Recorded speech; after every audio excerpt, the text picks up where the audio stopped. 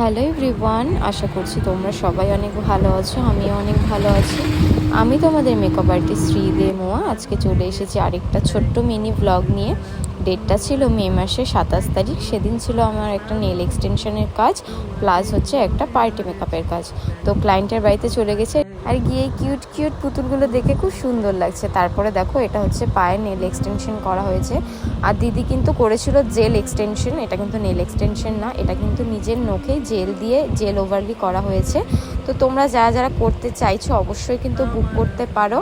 এই কাজটা করতে কত প্রাইস নিয়েছি তোমরা যদি জানতে চাও আমাকে ইনবক্স করো, আমি তোমাদেরকে প্রাইসটা বলে দেবো। আর হ্যাঁ, আমি কিন্তু সব ধরনের কাজই হোম সার্ভিস দেই, তোমাদেরকে আবারও বলে রাখছি।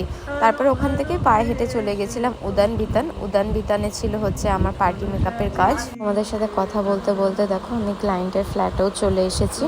আর আজকে ক্লায়েন্ট কেমন সাজতে চায় চলো শুনে নেওয়া যাক। আমি একটু লাইট মেকআপ থাকবে, একটু পার্টি লুক।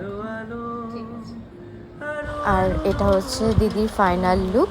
তো কেমন লাগছে তোমরা অবশ্যই কিন্তু জানাবে। আর দিদি কিন্তু একদমই সিম্পল অ্যান্ড সফট একটা লুক চেয়েছিল, সেরকমই করে দিয়েছি। দিদির কিন্তু হেয়ারটা স্ট্রেট ছিল, তাই কিন্তু আর কোনো রকম হেয়ার স্টাইল করেনি। তো চলো শুনে নেওয়া যাক কেমন লাগলো সেজে। কেমন লাগলো? খুব ভালো লেগেছে, সত্যি কথা বলতে প্রথমবার সেজেছি, খুব সুন্দর লেগেছে। আবারও তোমার কাছে সাজার ইচ্ছা থাকলো, খুব ভালো লেগেছে।